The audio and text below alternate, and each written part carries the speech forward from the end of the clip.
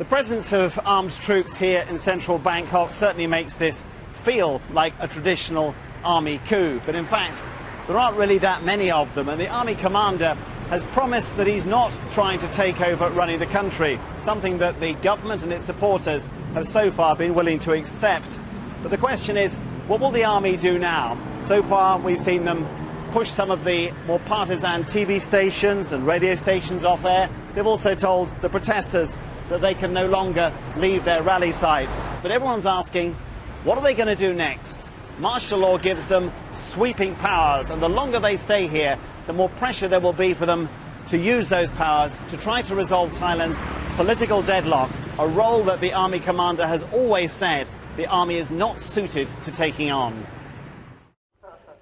This ornate building, the official office of the Prime Minister, has in many ways been the symbolic battleground in this long political war over Thailand's future.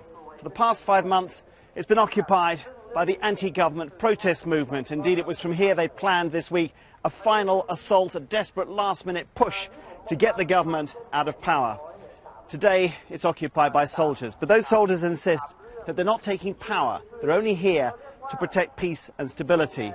The trouble is, although the government's not here, the camps of the protest movement have not moved. They haven't gone, and although the government isn't in this place, it's not yet left power. It's technically still in office. So if all the military does is to enforce security, then Thailand's political divide remains unresolved. But if the army does try to impose its own solution, well, then what started as a kind of half coup could very well turn into a complete one.